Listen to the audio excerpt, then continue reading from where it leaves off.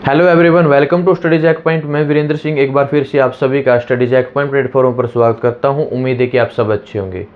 आइए हम शुरू करते हैं साइंस। और जो साइंस का टॉपिक है वायरस, जिसको हिंदी में विषाणु कहते हैं। तो इसके आज करेंगे हम MCQ टाइप की क्वेश्चनों की प्रैक्टिस कि एग्ज़ाम में कैसे क्वेश्चन आते हैं। इससे पहले हमने लास्ट क्लास में वायरस क्या है और वायरस से किस प्रकार की रोग होते हैं, किस प्रकार की डिसीज़ होती है, उनमें कौन से वायरस होते हैं, क्या कारण होता है, उनका माध्यम क्या है फैलने का और किस कारण से होता है, इसकी जांच कैसे होती है, कौन सा टेस्ट होता है और इसमें लक्षण क्या दिखाएंगे, इसको उपचार के लिए कौन सी मेडिसिन, कौन सी वैक्सीन है, वैक्सीन किसने बनाई, कैसे बनाई, सब कुछ डिटेल में हमने क्लास में किया है। तो अब करेंगे क्वेश्चन MCQ टाइप क्वेश्चनों की प्रैक्टिस।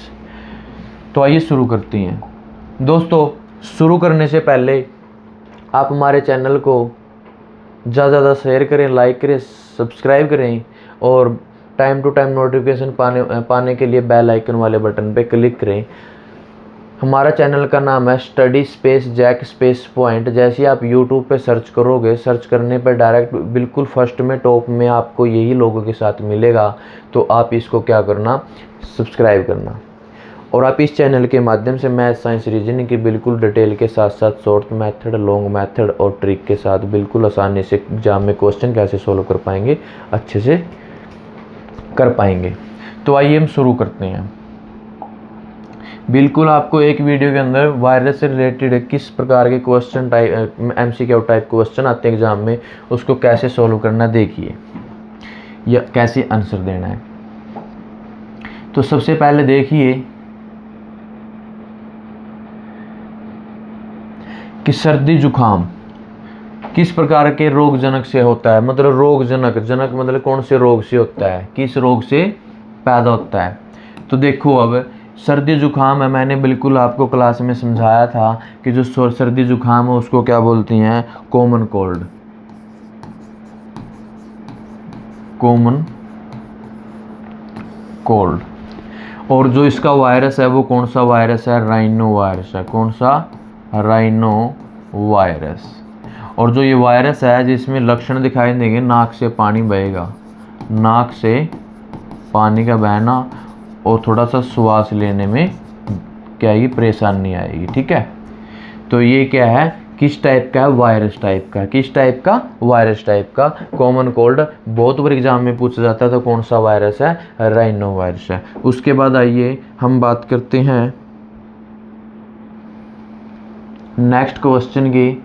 ये ऐसे क्वेश्चन SSC CGL में, SSC में और स्टेट लेवल के एग्ज़ाम में और रेलवे के एग्ज़ाम में बहुत बार क्वेश्चन पूछे गए हैं। तो देखना किस किस टाइप के कैसे क्वेश्चन है। फ्लू इन्फ्लुएंजा का कारण बनने वाला वायरस कौन सा है। तो फ्लू इन्फ्लुएंजा वाला जो वायरस है वो कौन सा है, इन्फ्लुएंजा वायरस है। और जो फ्लू है क्या है, जो आपका ये फ्लू है ये क्या, जैसे बर्ड फ्लू है ना। और कौन सा है, आई फ्लू। और एक आपने सुना होगा सार्स, बहुत बार एग्जाम में क्वेश्चन आया है। बर्ड फ्लू जो पक्षियों में फैलता है, आई फ्लू जो आंखों में फैलता है बहुत तेजी से। और ये जो इन्फ्लुएंजा और फ्लू है, एक आपने सुना होगा नाम स्वाइन फ्लू। क्या है, स्वाइन फ्लू। तो फ्लू, इन्फ्लुएंजा और स्वाइन फ्लू ये ऐसे फ्लू हैं बहुत तेज़ी से फैलते हैं। जो स्वाइन फ्लू है ये जो आपकी भेड़ बकरियां चराते हैं, भेड़ बकरियां चराने वालों को ज़्यादा मिलता है देखने को। कहाँ मिलता है, भेड़ बकरियां चराने वाले को, जिसको गडरिया बोलते हैं, तो उनको ज़्यादा मिलता है कि इस रोग से क्या होते हैं, ग्रस्त होते हैं। इसमें लक्षण क्या है, इसमें क्या, नाक बिल्कुल क्या रहेगी, पानी से बार बार पानी आएगा नाक से, श्वसन तंत्र, श्वास लेने में दिक्कत होगी।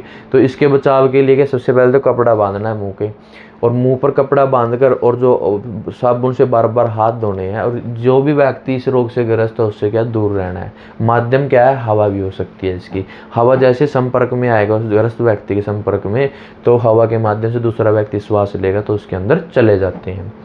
तो सार्स की बहुत बार एग्जाम में फुल फॉर्म आई है। ये भी क्या, श्वसन तंत्र पे क्या करता है, इफेक्ट डालता है। क्या करता है, इफेक्ट डालता है। जैसे कोविड-19 था ना, कोविड-19 भी क्या था, सार्स का ही फैमिली से बिलोंग करता है, तो उसको सार्स कोविड बोल देते हैं, सार्स कोविड 19 बोल देते हैं। सार्स की फुल फॉर्म क्या है? सेवियर एक्यूट रिस्पिरेटरी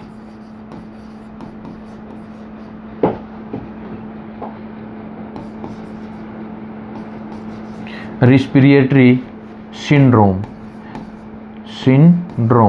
तो ये क्या है? इसकी फुल फॉर्म है, बहुत बार एग्जाम में आई है, सेवियर एक्यूट रिस्पिरेटरी सिंड्रोम, और बहुत बार क्या है? रिस्पेक्टरी, बट इसकी सही फुल फॉर्म क्या है? रिस्पिरेटरी सिंड्रोम है। और ये भी क्या है? श्वसन तंत्र पे क्या है? इफेक्ट डालती है। ये भी क्या है? इन्फ्लुएंजा रोग है। तो ध्यान रखना, जो आपका स्वाइन फ्लू है, स्वाइन फ्लू, तो वो कौन सा? जो स्वाइन फ्लू है या फ्लू है या सार्स है, इसके अंदर वायरस पाए जाते हैं HN11, HN12, 32 और 12। तो याद रखना, HN11, 32, 12 कोड है। तो HN11, HN32, HN12, 11, 32, 12 कोड याद रख लेना। इससे क्या है? स्वाइन फ्लू होता है। क्या है? Swine flu. ये सारे क्या? वायरस के नाम है। क्या है? वायरस के नाम है। तो कौन सा इसका जो फ्लू इन्फ्लुएंजा वायरस है वो कौन सा है? इन्फ्लुएंजा वायरस है। कौन सा है? इन्फ्लुएंजा। उसके बाद ये नेक्स्ट क्वेश्चन करते हैं। नेक्स्ट क्वेश्चन जो आपका है खसरा। खसरा क्या बोलते हैं? मम्पस बोल देते हैं, मिजल्स बोल देते हैं। इसमें जो लक्षण दिखाई देंगे खसरा में, बॉडी के अंदर लाल लाल जो त्वचा है, लाल दाने होना। कहाँ पे? त्वचा पे होंगे। कैसे? त्वचा पे होंगे लाल लाल दाने। ठीक है। तो इसके लिए इसका जो वायरस है वो कौन सा है? मिजल्स वायरस है। और जो मिजल्स वायरस है वो किसकी फैमिली से बिलोंग करता है? तो वो पैरामिक्सोवेरिडी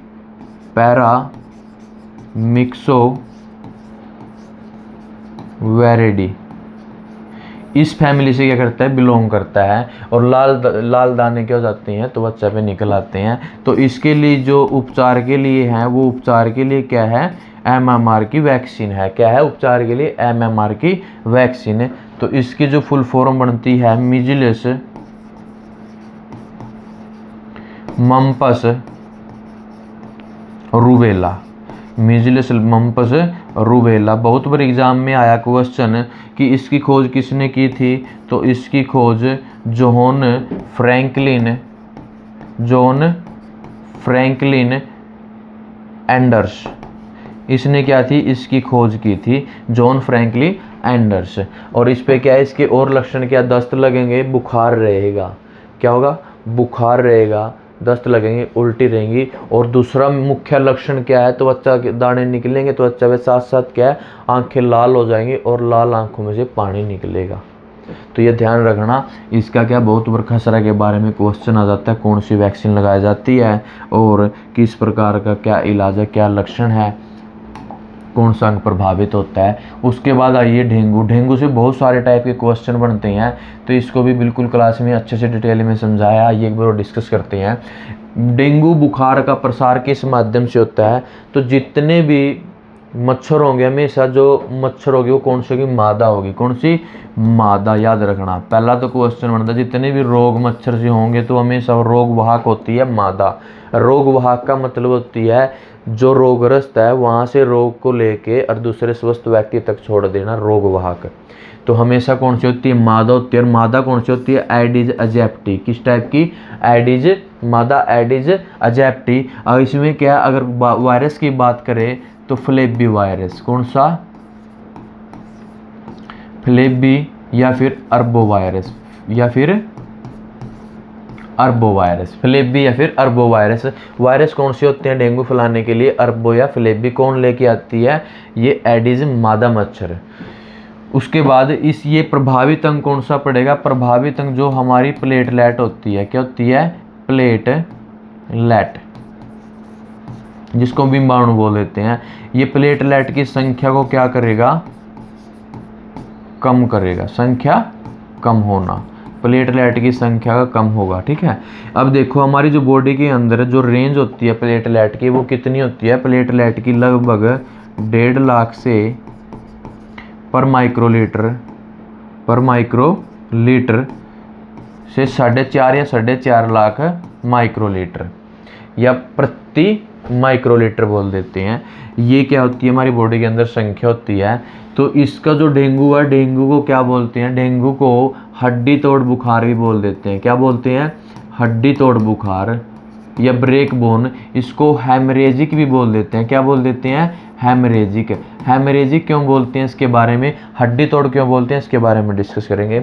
हड्डी तोड़ मतलब क्या, जैसे जिसको ये डेंगू हो जाएगा, प्लेटलेट कम करेगी तो जो हमारी जितनी भी हड्डियाँ होती हैं उसमें बहुत सारा क्या होगा, पेन होगा, दर्द होगा, ऐसा होगा जो हमारी हड्डियाँ टूट रही हैं। दूसरा क्या है, बुखार रहेगा, उल्टियाँ लगेंगी, कच्चा मन रहेगा, भूख नहीं लगेगी। ये सारे क्या है, इसके लक्षण हैं। और हेमरेजिक क्या है, तो हमारे जो ये क्या है 1.5 लाख है, 1.5 लाख से ध्यान रखिए 80,000 पे आने पे फील होता है कि कमज़ोरी महसूस होगी, 50 पे आके बिल्कुल लक्षण उल्टियों के और बुखार हड्डी टूटने के फील होंगे। उसके बाद जब भी 20,000 रह जाएंगी तो 20,000 रह जाने पे क्या हो जाती है, क्रिटिकल हो जाती है, जिसको क्या बोल देते हैं, क्या बोल देते हैं, हेमरेजिक बोल देते हैं। क्या बोल देते हैं, हेमरेजिक। हेमरेजिक या क्रिटिकल सिचुएशन है। इसमें संभावना होती है कि जो रोग से ग्रस्त है, जिसको डेंगू हो रखा है, और उसकी जो सेल्स हैं, प्लेटलेट सेल हैं, अगर 20,000 से भी कम हो गए तो उसके मुंह, आँख, नाक, कान से क्या हो जाती है, ब्लड आना शुरू हो जाएगा। क्या हो जाएगा, ब्लड आना शुरू हो जाएगा। क्यों आता है, जो ब्लड के अंदर प्लेटलेट होती है, प्लेटलेट में क्या है, साथ साथ कोलेस्ट्रॉल नाम का पदार्थ पाया जाता है ब्लड के अंदर। तो वो कोलेस्ट्रॉल नाम का पदार्थ भी साथ साथ क्या हो जाता है, प्लेट खत्म होगी तो साथ साथ कोलेस्ट्रॉल नाम का पदार्थ भी खत्म हो जाता है। वो क्यों खत्म होगा, खत्म होने से उसका काम क्या है, बॉडी के अंदर रक्त का थक्का जमाने में क्या करता है, रक्त का थक्का जमाने में क्या करता है, कोलेस्ट्रॉल नाम का पदार्थ हेल्प करता है। ठीक है। अब ये कोलेस्ट्रॉल, इसका इलाज के लिए जो डॉक्टर है वो क्या करेगा, ड्रिप लगाया, ड्रिप में एंटीबायोटिक प्लस क्या है, जो मल्टीविटामिन है, जो वो ड्रिप लगाएगा ग्लूकोज में मिक्स करके। उसके बाद इसमें क्या है कि सबसे पहले तो एक सजेशन यही है कि जैसे ये डिसीज़ हो जाती है तो इसमें भारी भोजन नहीं लेना होता, जैसे खाना, चपाती, सब्जी वगैरह, बिल्कुल जिसमें डाइजेस्ट करने के लिए बॉडी की एनर्जी लगे। तो इसमें सबसे पहले तो डॉक्टर यही सजेशन करता है कि आपने तरल पदार्थ ज़्यादा लेना है और लाइट भोजन लेना है, लाइट जैसे खिचड़ी, दलिया। बाकी जो हार्ड भोजन है वो भोजन नहीं लेना। इससे क्या है, जो हार्ड भोजन लेंगे उसमें क्या है, जो भोजन को डाइजेस्ट करने के लिए बॉडी की एनर्जी लगनी है, एनर्जी तो ऑलरेडी क्या है, डेंगू की वजह से क्या ख़त्म हो चुकी है। तो जैसे वो भोजन को डाइजेस्ट करेंगे तो उल्टियाँ वगैरह और आएंगी, डाइजेस्ट नहीं हो पाएगा।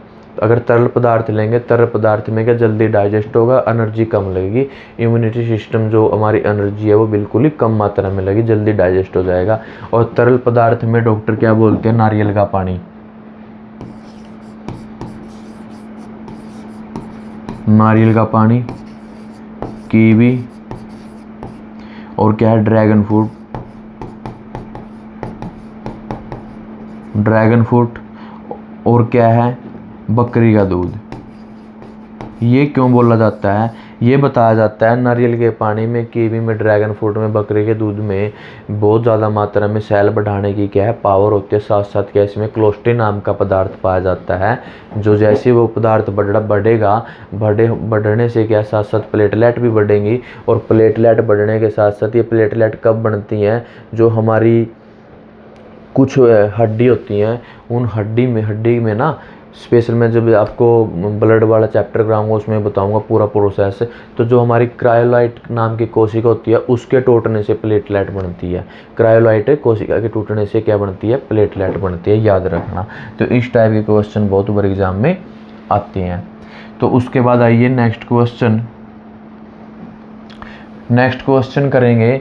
नेक्स्ट क्वेश्चन क्या, पोलियो किस प्रकार का रोग है, पोलियो किस प्रकार का रोग है। अब पोलियो मैंने बताया था, पोलियो क्या है, जन्म के टाइम ही अगर बच्चे को अगर ये पोलियो की खुराक नहीं दी जाती तो, या वैक्सीन लगाई जाती तो क्या है, अगर वो बचपन में उसको पैरालिसिस हो जाता है तो वो भी क्या है, पोलियो पक्षघात है। ठीक है, तो उसको पोलियो रोग हो चुका है। तो पोलियो रोग क्या है, हमारा जो मेरु रज्जु होता है, मेरु रज्जु के बारे में डिस्कस करेंगे। जो हमारा मेरु रज्जु क्या है, रीढ़ की हड्डी में हड्डी रहती है, रीढ़ की हड्डी होती है, बैकबोन बोलते हैं जिसको, क्या बोलते हैं, बैकबोन। क्या बोलते हैं, बैकबोन। इस बैकबोन है जो हमारी, इसमें क्या है, बहुत सारी धागे-नुमा संरचना होती है, जिसको क्या बोलते हैं, स्पाइनल कॉर्ड। उसी को क्या बोलते हैं, मेरु रज्जु बोलते हैं। क्या बोलते हैं, मेरु रज्जु। क्या बोलते हैं, मेरुरज्जु, ध्यान रखिए। अब इनकी संख्या क्या हो जाएगी, जैसे ये वायरस होगा पोलियो वायरस, ये पिकारना वायरस है जो हमारा, ये पोलियो वायरस है, ये पोलियो वायरस इसकी क्या करती है, संख्या को कम करेगा, संख्या को कम करते करते इस पर अटैक करेगा, बिल्कुल अटैक करने से क्या इनकी संख्या कम हो जाएगी, जिससे क्या है पोलियो रोग हो जाता है। तो बहुत बड़े एग्जाम में पूछ लेते हैं कि कौन सा प्रभावित अंग होगा, तो वो स्पाइनल कॉर्ड होगा, मेरुरज्जु का तंत्रिका तंत्र, मेरुरज्जु तंत्रिका तंत्र। और जो जिनको रीढ़ की हड्डी, जिन जंतुओं में रीढ़ की हड्डी पाई जाती है उनको बोलते हैं कशेरुक, क्या बोलते हैं, कशेरुक। और जिन में रीढ़ की हड्डी नहीं पाई जाती अकशेरुकी, इसको इंग्लिश में वर्टिब्रेट और नॉन वर्टिब्रेट बोलते हैं, क्या बोलते हैं, वर्टिब्रेट या फिर नॉन वर्टिब्रेट। कशेरुकी, जिन जंतु में रीढ़ की हड्डी पाई जाती है उनको कशेरुक बोल देते हैं, उनको वर्टिब्रेट बोलते हैं। जिनमें नहीं पाई जाती तो नॉन वर्टिब्रेट या अकशेरुकी। इनकी संख्या क्या हो जाती है, कम हो जाती है।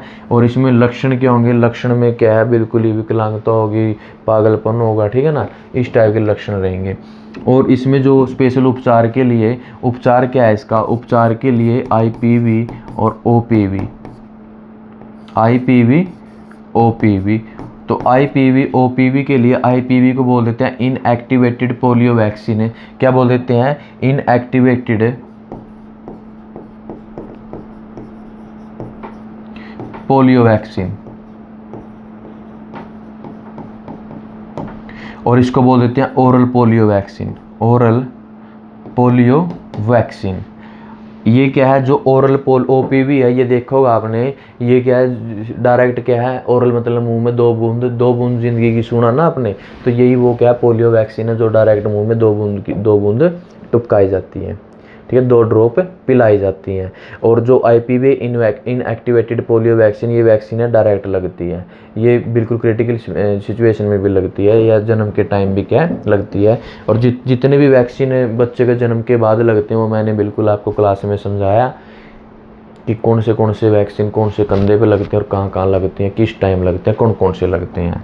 तो ये क्या ओपीवी। अगर ये बात करें ओपीवी, तो इसकी खोज किसने की थी, जॉन एंड साल्क ने की थी। इसकी खोज किसने की थी, ओपीवी की, ओरल पोलियो वैक्सीन की जॉन एंड साल्क ने की थी। और आईपीवी की साल्व एंड साल्विन ने की थी, साल्व एंड साल्विन ने की थी, याद रखिए। उसके बाद आइए क्वेश्चन करते हैं नेक्स्ट, रैबीज का संक्रमण। रैबीज के बारे में बहुत सारे क्वेश्चन बनते हैं, आइए मैं पॉइंट टू पॉइंट बताऊंगा आपको। रैबीज, सबसे पहले जो रैबीज है वो कुत्ता के काटने से, या फिर कुत्ता के बाद लोमड़ी, चमगादड़,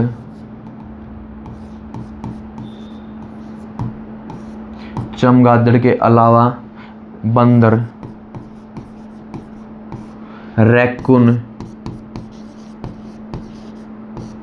रैकून के अलावा देखिए लोमड़ी, चमगादड़, बंदर, रैकून और क्या है, कुत्ता, इनसे क्या है ये जल्दी फैलता है, इनके अंदर भी क्या है ये वायरस पाया जाता है। और रैबीज वायरस कौन सा होता है, तो लाइसा वायरस होता है। कौन सा वायरस होता है, लाइसा वायरस होता है। कौन सा, लाइसा वायरस, इसको लीसो वायरस भी बोल देते हैं, बट ओरिजिनल जो नेम है लाइसा वायरस है। ये किसके परिवार से संबंधित है, ये है रैबिडो के परिवार से संबंधित। किसके, रैबिडो वायरस, रैबिडो वेरिडी, वेरिडी, रैबिडो वेरिडी से संबंधित है। किसके परिवार से बिलोंग करता है, रैबिडो। तो डायरेक्ट एग्जाम में बहुत बार क्वेश्चन आ जाता है, या तो मिलेगा रैबिडो वायरस, या फिर सही नाम आएगा आज के टाइम में क्या, आजकल पहले क्वेश्चन बहुत ही आता था, आज के टाइम में क्या लाइसा वायरस, याद रखना लाइसा वायरस ही क्या डायरेक्ट पूछा जाएगा। जो रैबीज है, रैबीज का अन्य नाम क्या है, एक तो हाइड्रोफोबिया है। क्या है, हाइड्रोफोबिया, जिसको हिंदी में जल भित्ति बोल देते हैं, जल भित्ति। और क्या बोलते हैं, जलांतक भी बोल देते हैं। क्या बोलते हैं, जलांतक, अलर्क भी बोल देते हैं। तो इसके बारे में हम डिस्कस करेंगे। तो जो रैबिडो वायरस है वो क्या है, लाइसा वायरस है। इस वायरस को क्या बोलते हैं, घूमता फिरता वायरस भी बोलता है। क्या, घूमता फिरता वायरस, और इसको क्या बोलते हैं, स्ट्रीट वायरस भी बोल देते हैं। बहुत बार एग्जाम में आया भाई, इसलिए मैं आपको बता रहा हूँ। तो घूमता फिरता वायरस स्ट्रीट वायरस क्यों बोलते हैं? जैसे कुत्ता किसी रोग से क्या ग्रस्त है, उस कुत्ते को क्या है, रेबीज हो रखा है, तो कुत्ते मोस्टली क्या गली और सड़कों पर मिलते हैं और वही क्या घूमता फिरता रहता है, इसलिए घूमता फिरता वायरस बोलते हैं इसको। और इसी को क्या बोलते हैं, स्ट्रीट वायरस भी बोलते हैं। इसलिए डायरेक्ट पूछ लेते हैं कि जो रेबीज वाला वायरस है निम्न में से किस टाइप का वायरस है, तो उसमें आएगा सोने वाला वायरस, नाचने वाला फिर वायरस या घूमने वाला वायरस, ये इनमें से कोई ना। या पूछ लेंगे डायरेक्ट क्वेश्चन में कि निम्न में से बताओ कौन सा घूमता फिरता वायरस है या स्ट्रीट वायरस है, तो डायरेक्ट लीसा वायरस या रेब्डो वायरस का नाम दे देंगे। किसके काटने से होता है? चमगादड़, बंदर, रैकून, लोमड़ी और कुत्ता, इनसे काटने से क्या हो जाता है, ये रोग हो जाता है। और जो ये रोग होगा वो किस प्रकार का क्या प्रभावित अंग करेगा, तो प्रभावित अंग की बात करें तो जो हमारा मेरुरज्जु तंत्रिका तंत्र है, केंद्रीय तंत्रिका तंत्र, केंद्रीय तंत्रिका तंत्र, इसको क्या करेगा, ये प्रभावित करेगा। जो हमारा इम्यूनिटी सिस्टम केंद्रीय तंत्रिका तंत्र है उस पर डायरेक्ट ये वायरस क्या करेगा, अटैक कर देगा। क्या करेगा? अटैक करेगा। अगर अटैक करेगा तो लक्षण की बात करें तो मुंह से लार आएगी, मुंह से लार का निकलना, और साथ क्या, दस्त लगेंगे। और लक्षण और क्या होंगे, दस्त भी लगेंगे, उल्टियाँ भी आएगी, मुंह से लार आएगी, और साथ कुत्ते जैसे लक्षण होंगे, जैसे कुत्ता चलता है इस टाइप का जो उसमें एक्टिविटी होती है उस टाइप की इसके लक्षण आ जाएंगे। क्या होंगे, लक्षण आएंगे। उसके बाद बात करते हैं इसके लिए जो इलाज है, इसके इलाज के लिए वैक्सीन बनाई गई थी। उसकी वैक्सीन का नाम क्या है, ARS की फुल फॉर्म बहुत बार एग्जाम के अंदर आई, तो वो फुल फॉर्म क्या है, एंटी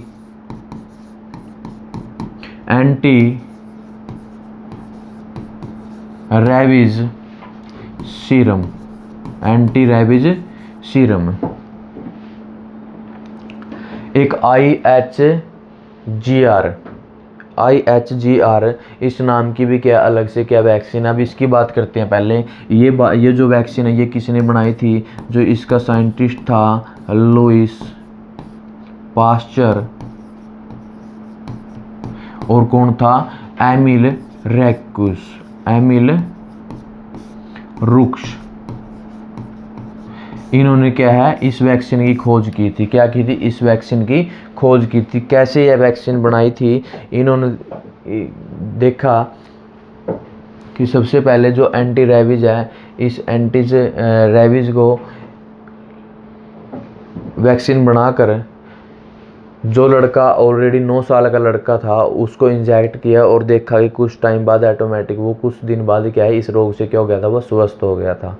तो वो एक्सपेरिमेंट किया था। जो ये रैबीज की वैक्सीन बनाई गई थी ये घोड़े के रक्त से बनाई गई थी, घोड़े के रक्त में पहले क्या है, जो ये डिसीज है, ये वायरस उसके अंदर छोड़ा जाता है। जैसे घोड़े के अंदर ये वायरस होगा तो घोड़ा उसके प्रति क्या करेगा, लड़ेगा। लड़ने से एंटीबॉडियाँ बनेगी। उसका जो घोड़े का प्रतिरक्षा तंत्र है वो एंटीबॉडियाँ बनाएगा। एंटीबॉडियाँ क्या करेगा, उस वायरस को ख़त्म कर देगा। उस एंटीबॉडी से, उसके ब्लड से एंटीबॉडियाँ लेके वो वैक्सीन तैयार की जाती है। तो बहुत बार एग्जाम में क्वेश्चन आ जाता है घोड़े के रक्त से। जैसे एंटीवेनम होता है, जो स्नेक होता है, स्नेक के काटने पे जो एंटीवेनम के इंजेक्शन लगते हैं वो भी क्या घोड़े के रक्त से बनाया जाता है। तो उसको पहले क्या है, उसके अंदर विष दिया जाता है घोड़े के अंदर, तो घोड़े में क्या उसके प्रति एंटीबॉडियाँ बनेगी। उस एंटीबॉडियों से क्या है, एंटीवेनम बनाया जाता है। इसी प्रकार क्या है, ये एंटी रैबीज सीरम बनाई जाती है। किसने बनाई थी, लुईस पास्चर और एमिल रुक्स ने। उसके बाद एक अलग क्या है, इसमें जो लक्षण है, घाव है, घाव के अंदर क्या है कि जलन होगी। घाव के अंदर क्या होगी, जलन होगी।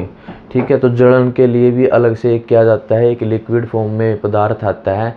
वो पदार्थ क्या उस पर लगाएंगे तो वो आसानी से क्या हो जाता है, वो जलन खत्म हो जाती है। IHRG, ये भी मैंने आपको क्लास में बहुत अच्छे से समझाया हुआ है।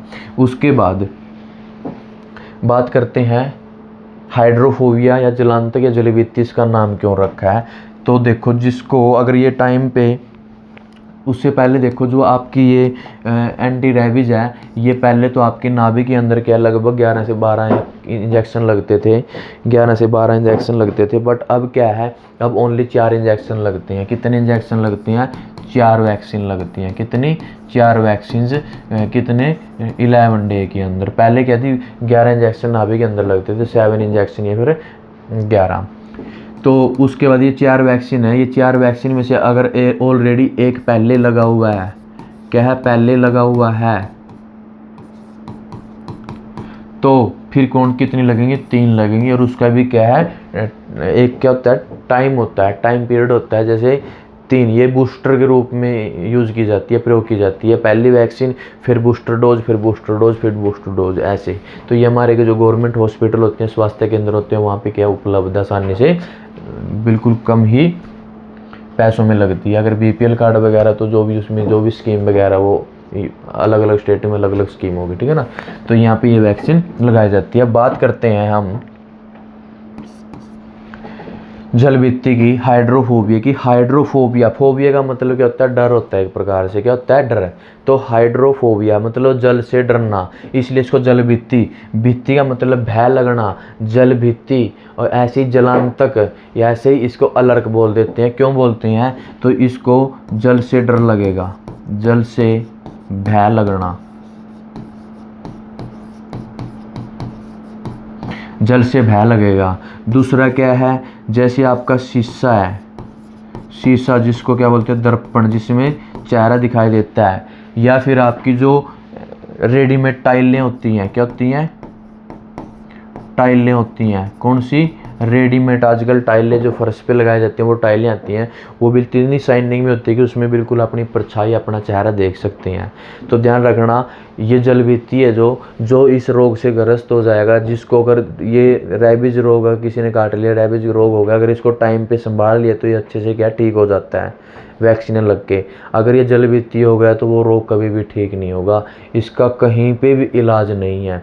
तो उसके जो उसमें लक्षण दिखाई देंगे, सबसे पहले तो जैसे कंच का गिलास है या कहीं पे भी उसका पानी है, उसको उससे दूर रखा जाता है। क्यों रखा जाता है? क्योंकि डर लगेगा। अगर देखना उसके पास गिलास पानी का लेके जाएंगे तो वो दूर भागने लगेगा, चिल्लाएगा, इसलिए इसको जलभित्ति बोलते हैं, हाइड्रोफोबिया बोल देते हैं।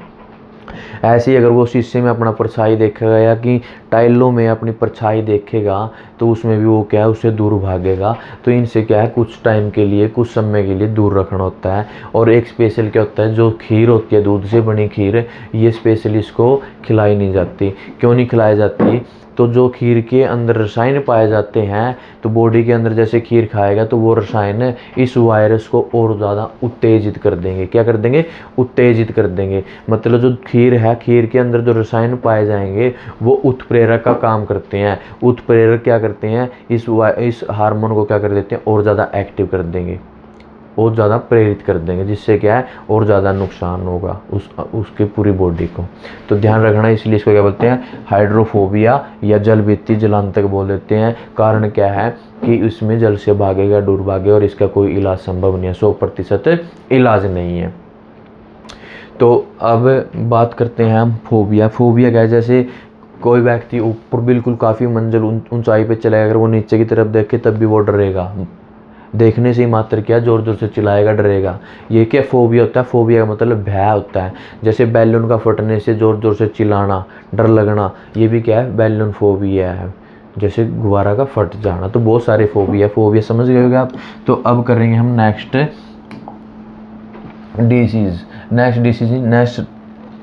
क्वेश्चन। नेक्स्ट क्वेश्चन देखिए, सर्दी जुकाम का मुख्य कारण कौन सा वायरस है? मैंने अभी बताया था, राइनो वायरस। कौन सा है? Rhino virus. उसके बाद इन्फ्लुएंजा वायरस के लिए मैंने बताया था कौन सा वायरस होता है? इन्फ्लुएंजा वायरस होता है, ठीक है। इसके अलग अलग वायरस ही बताए थे। उसके बाद कोविड-19 का बनाने वाला, कोविड-19 के बारे में डिस्कस करेंगे। कोविड-19 जो कोविड-19 कब पड़ा? तो सबसे पहले देखो, ये किसके फैमिली से, मैंने पीछे बताया था अभी, SARS-CoV-2। ये क्या है? सबसे पहले ये जो सार्स है, सार्स की फैमिली से बिलोंग करता है, मिलता जुलता वायरस है, इसलिए सार्स की फैमिली में रखा गया और नाम रख दिया कोविड-2। तो अब देखो, जो ये कोविड-19 का बनने वाला मुख्य कौन सा है? ये सार्स कोविड-19 है, कोविड वायरस बोल देते हैं। अब ये मेन क्या है? सबसे पहले ये कहा 30 जनवरी को, कहाँ पे? 30 जनवरी को चीन में वुहान हुबई प्रांत, वुहान हुबई प्रांत में देखने को मिला था, हुबई प्रांत में देखने को मिला था 30 जनवरी को। और वहाँ से भारत में कब आया, तो वहाँ पे 3 मेडिकल स्टूडेंट थे, वहाँ पे जो मेडिकल की स्टडी कर रहे थे वो केरल से बिलोंग करते थे। जैसे वो 20 या 21-22 को जैसे केरल में आए तो 23 मार्च को केरल में क्या लग गया, लॉकडाउन लग गया। क्या लग गया, लॉकडाउन लग गया। 23 मार्च को क्या केरल में लॉकडाउन लगा और लोग पूरे भारत, क्योंकि वो क्या थे ऑलरेडी से रोग से इससे क्या थे, कोरोना से पॉजिटिव थे, तो पूरे भारत में फिर क्या है 25 मार्च को लगा। कब को, 25 मार्च को। तो बहुत बड़ी एग्जाम में क्वेश्चन आया तो याद रखना 25 मार्च को 2019।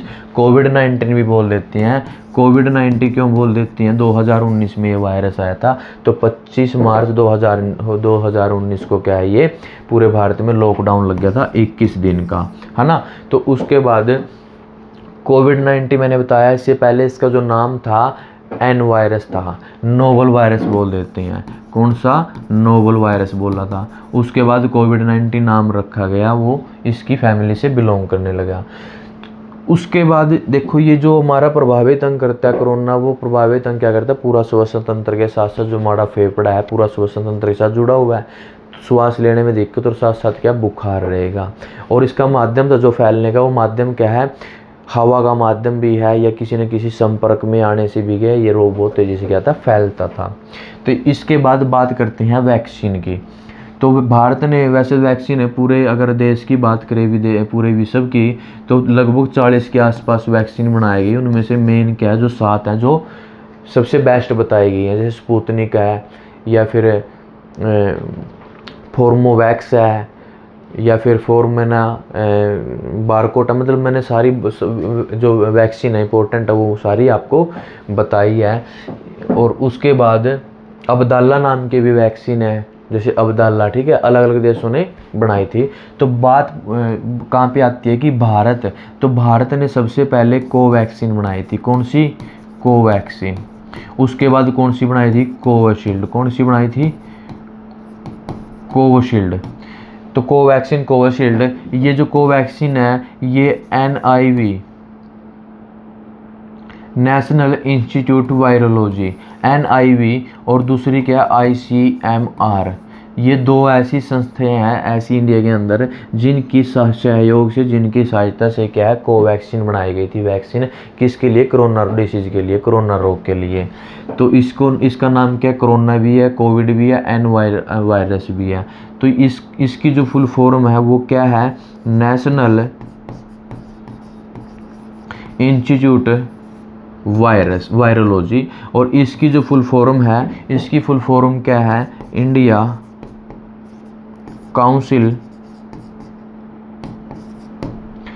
काउंसिल मेडिकल रिसर्च,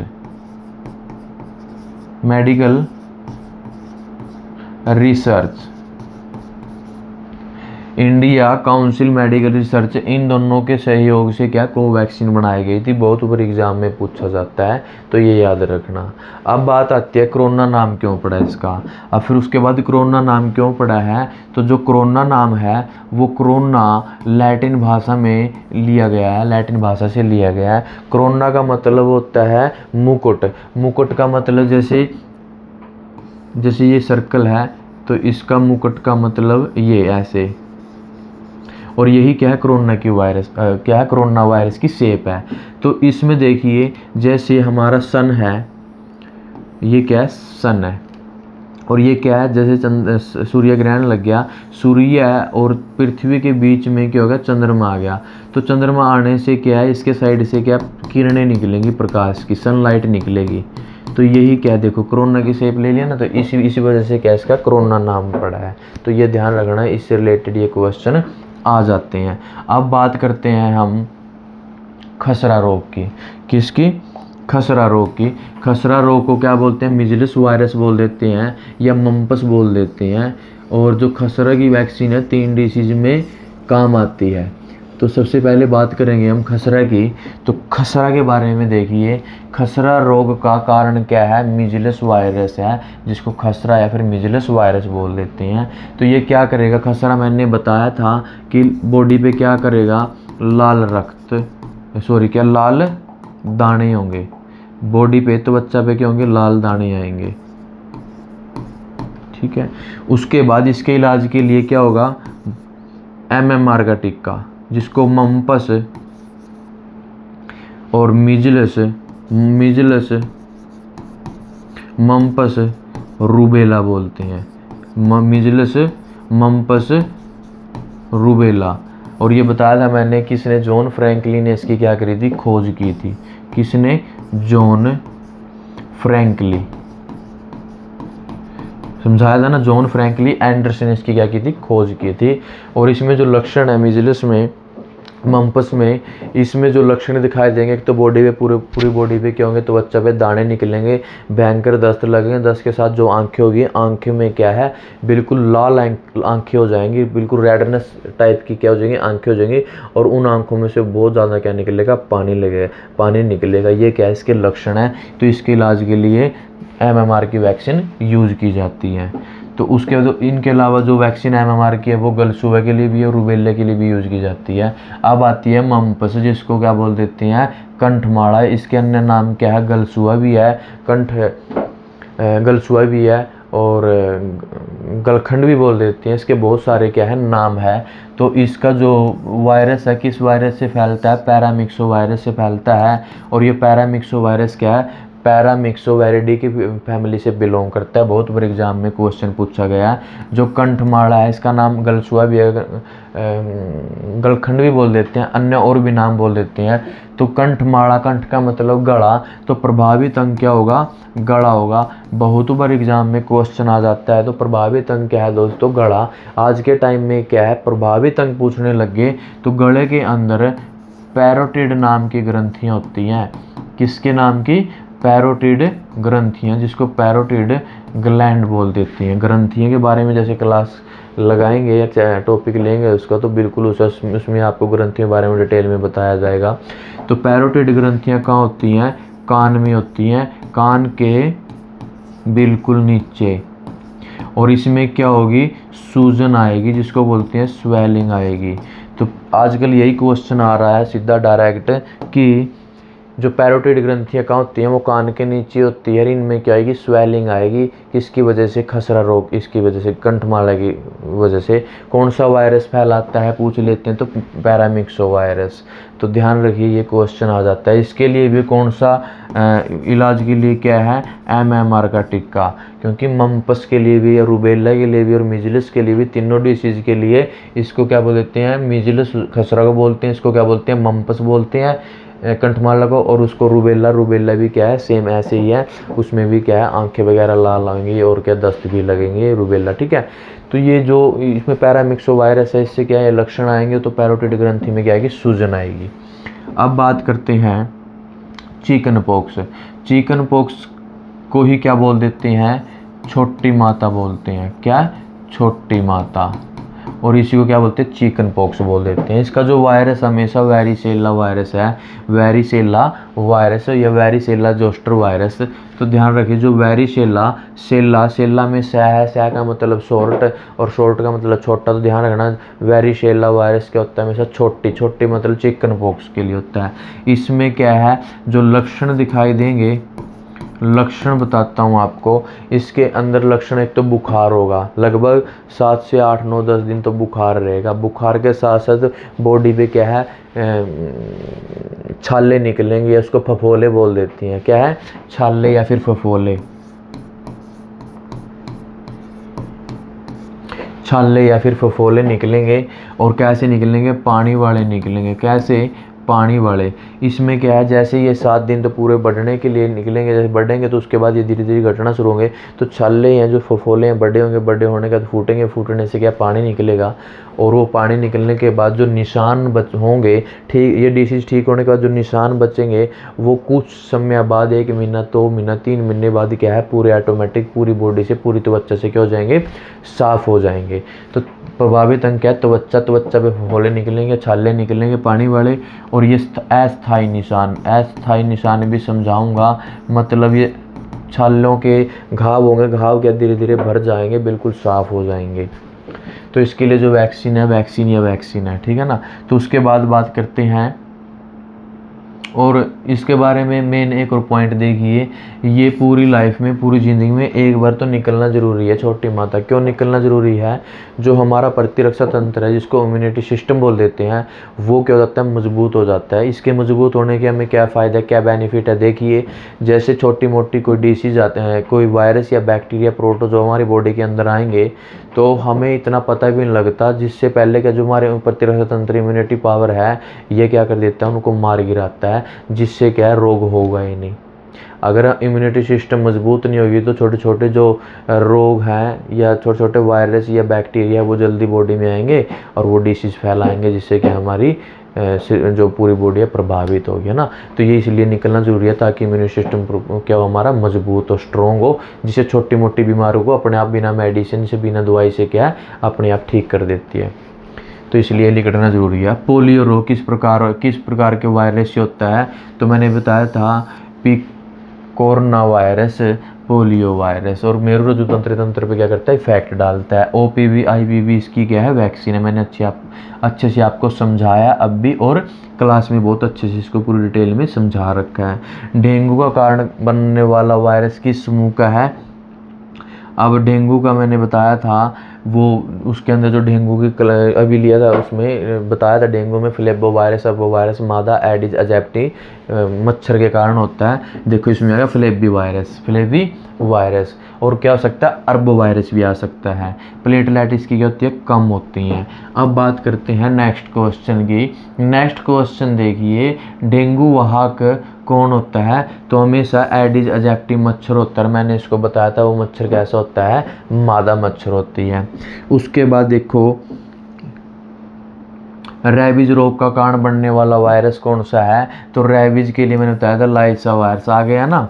तो जैसे आपको समझाया, आगे क्वेश्चन कैसे आएंगे। और लाइसा वायरस कैसा है, स्ट्रीट वायरस भी बोलते हैं, या फिर घूमता फिरता वायरस भी बोल देते हैं।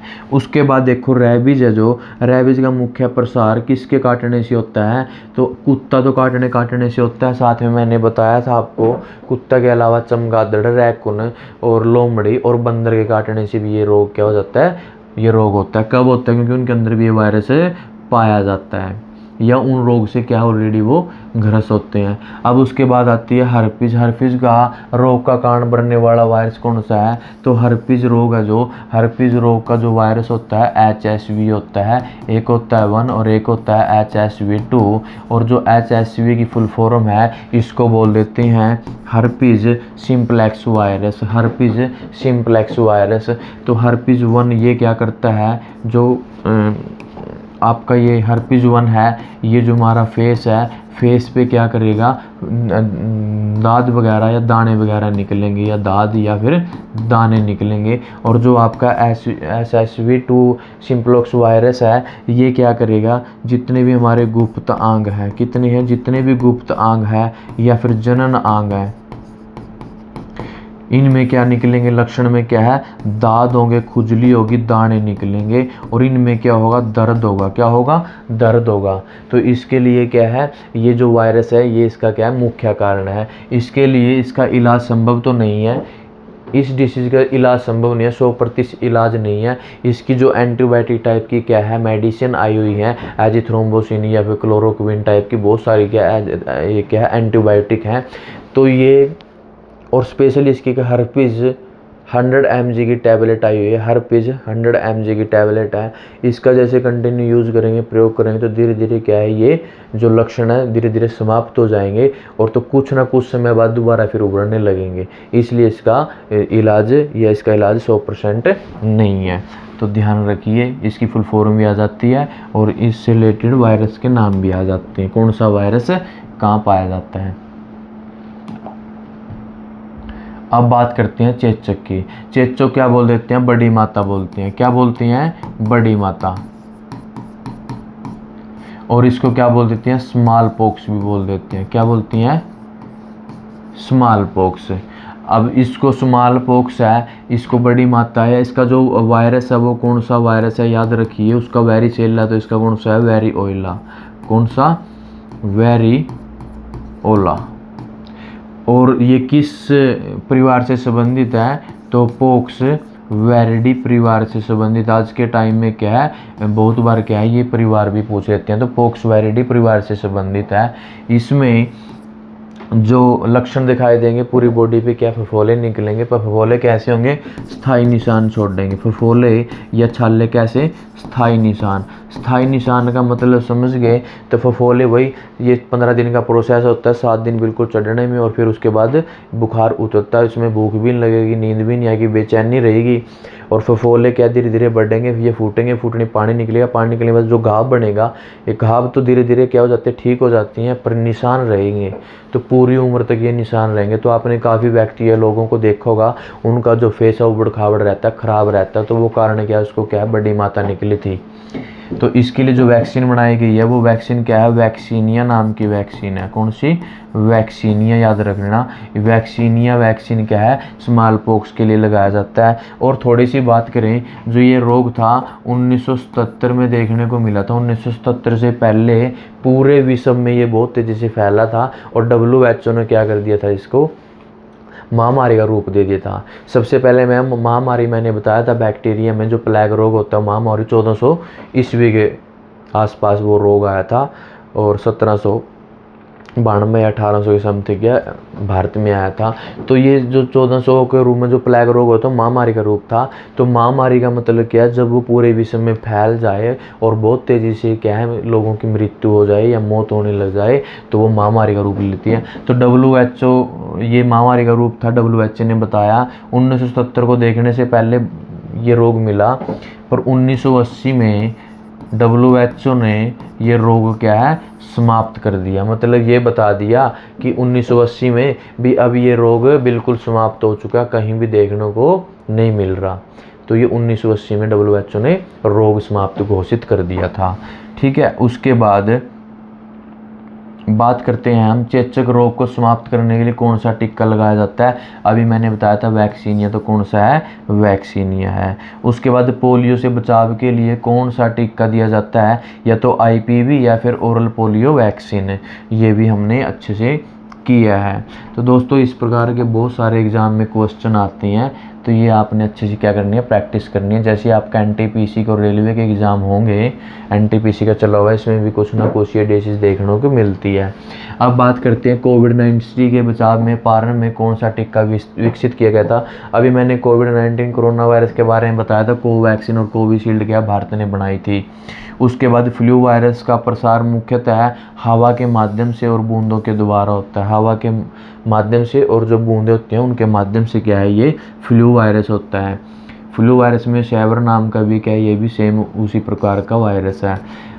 अब खसरा के लक्षणों में कौन सा प्रमुख है, तो त्वचा पे लाल दाने निकलेंगे, बिल्कुल राइट है। अगर पूछ ले मम्पस में क्या होगा, दस्त लगेंगे, भयंकर दस्त लगेंगे, आंखें लाल होंगी, आंखों में पानी आएगा, तो वो किसका है, मम्पस का है। अगर बात करें खसरा की, मिजलस की, तो इसमें बॉडी पे लाल लाल दाने के साथ साथ आंखें लाल होंगी, आंखों में पानी आएगा, दस्त लगेगा, ठीक है, बेचैनी रहेगी, बुखार रहेगा। ये क्या है, खसरा के लक्षण है। अब देखो, चिकन पॉक्स का प्रसार कैसे होता है, संक्रमित व्यक्ति के संपर्क से। या चिकन पॉक्स हो या स्मॉल पॉक्स हो, या तो किसी के कपड़े जो ऑलरेडी इस रोग से ग्रस्त है, तो उसको क्या है, उसके कपड़े यूज़ किए हुए दूसरे व्यक्ति ने डाल लिए, या उसका कोई टॉवल यूज़ कर लिया, या फिर त्वचा के साथ त्वचा मिलने के यौन संबंध से, या किसी न किसी संपर्क के माध्यम से क्या है, ये बहुत तेज़ी से क्या है, फैलता है। ये आपका स्मॉल पॉक्स हो, चेचक बोल देते हैं, या उसको क्या हो आपका छोटी माता जिसको चिकन पॉक्स बोलते हैं। दोस्तों अगर आपने ये वीडियो अच्छी लगी और इस प्रकार की आगे भी बहुत सारी वीडियो मिलेंगी, तो दोस्तों आप हमारे चैनल को ज़्यादा से ज़्यादा क्या करो, सब्सक्राइब करो और लाइक करो और शेयर करो। हमारा चैनल का जो नाम है study space jack space point, जैसे ही आप यूट्यूब पे सर्च करोगे, सर्च करने से आपको बिल्कुल टॉप में मिलेगा। वहाँ पे आप बहुत सारी साइंस की प्ले लिस्ट और मैथ की और रीजनिंग की प्ले लिस्ट बनी हुई है, जिसमें आपको बहुत अच्छे से क्या है ये कंसेप्ट देखने को मिलेंगे। इसके माध्यम से आप हर प्रकार के, इस चैनल के माध्यम से आप हर प्रकार के एग्ज़ाम के लिए क्या कर सकते हैं, तैयारी कर सकते हैं, जिसमें आपको बिल्कुल जैसे साइंस में पहले बिल्कुल डिटेल में, उसके बाद एग्ज़ाम में MCQ टाइप के क्वेश्चन किस प्रकार से आते हैं उनकी प्रैक्टिस, इसी प्रकार मैथ रीजनिंग में बिल्कुल डिटेल में और कंप्लीट सिलेबस के साथ साथ आपको डिटेल में मेथड, उसके बाद लॉन्ग मेथड, शॉर्ट मेथड और ट्रिक, और बिल्कुल ही कम समय में कैसे हम क्वेश्चन को सोल्व कर पाएंगे वो साथ साथ समझाएंगे, साथ साथ क्वेश्चन की प्रैक्टिस करेंगे। तो आइए दोस्तों नेक्स्ट डिसीज़ करते हैं। नेक्स्ट डिसीज़ क्या है? नेक्स्ट डिसीज़ है डेंगू के गंभीर रूप को क्या कहते हैं? तो हेमरेजिक, मैंने अभी पीछे बताया, तो हेमरेजिक जब 20,000 से कम क्या जाती है, प्लेटलेट हो जाती है। रेबीज का टीका कब लगाया जाता है? संक्रमण से पहले भी लगा जाता है या बाद में? बाद में 4 लगेंगे, अगर एक पहले लगा तो ऑलरेडी वो 3 लगेंगे। पहले भी लगता है और बाद में भी लगता है। जैसे नवजात शिशु होता है, जन्म होता है, तो उसको एक रेबीज की वैक्सीन भी लगाई जाती है। हर्पीज की कौन से अंग को प्रभावित करता है? त्वचा, नसें और मैंने बताया था गुप्त अंग या फिर जननांग, है ना। उसके बाद आइए चेचक का वैश्विक उन्मूलन मतलब कब रोग हो। उन्मूलन का मतलब क्या है? हटा देना, ख़त्म कर देना। तो WHO ने कब बताया था? मैंने पीछे बताया था 1980 में। और WHO की फुल फॉर्म क्या है? वर्ल्ड हेल्थ ऑर्गेनाइजेशन है। और ये कहाँ पे है? जिनेवा स्विट्जरलैंड में है। ये पूरा क्या है? विश्व का स्वास्थ्य संगठन है, ठीक है। उसके बाद बात करते हैं खसरा। खसरा को कंठमाला और रूबेला के लिए, ये तीनों बीमारी हैं, रूबेला, कंठमाला और खसरा। इसके लिए MMR की क्या है? वैक्सीन लगाई जाती है। मम्पस, मिजल्स, मम्पस, रूबेला, जिन्होंने क्या है जॉन फ्रैंकलिन ने इसकी क्या की थी? आविष्कार किया था, वैक्सीन बनाई थी। कोविड के लक्षणों में सामान्य नहीं है। कोविड में बुखार भी रहेगा, खांसी भी रहेगी, दस्त भी रहेंगे। तो क्या है? हड्डी का टूटना सिर्फ डेंगू में होता है। इसका मतलब चिकनगुनिया और डेंगू में होता है। तो इसका मतलब ये कि हड्डी का टूटना क्या है? कोरोना या कोविड से संबंधित नहीं है। नेक्स्ट क्वेश्चन देखिए। नेक्स्ट क्वेश्चन में दोस्तों कोविड-19 किस प्रकार का RNA है? तो सिंगल स्टैंडर्ड पॉजिटिव RNA है। ये UPSC में ACG में पूछा गया है। तो किस टाइप का है? Single standard positive RNA। उसके बाद फ्लू वायरस के सतह पे पाए जाने वाले 2 मुख्य प्रोटीन, तो हीमोग्लूटिन और न्यूरोमिनिडेज, ये 2 प्रकार के फ्लू वायरस में क्या प्रोटीन पाए जाते हैं, क्या प्रोटीन पाए जाते हैं। उसके बाद देखो खसरा किस परिवार से संबंधित है? तो मैंने अभी पीछे बताया था वो किस परिवार से संबंधित है? पैरामिक्सोवेरिडी से संबंधित है। किससे? पैरामिक्सोवेरिडी से। अब बात आती है डेंगू कितने सीरोटाइप्स की होती है? मुख्य कितने की होती है? वो 4 टाइप की। कितने?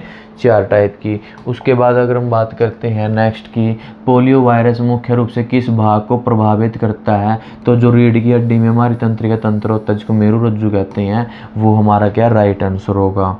उनकी संख्या क्या करेगा? कम करेगा, उन पर अटैक करेगा। रेबीज वायरस का आकार किस प्रकार का होता है? ब्लोट टाइप का है, रॉकेट टाइप का आकार का है।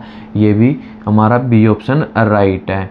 उसके बाद चिकन पॉक्स और सीलन किस एक ही वायरस से हैं? तो वेरिसेला जोस्ट। चिकन पॉक्स में कौन सा वायरस होता है? वेरिसेला। और जो स्मॉल पॉक्स होता है उसमें कौन सा होता है? वेरिओला। पॉक्स वेरिडी से बिलोंग करते हैं ये। उसके बाद हर्पीस के मैंने अभी पीछे बताया था, हर्पीस में HSV1 HSV2 2 होते हैं, ये 2 वायरस।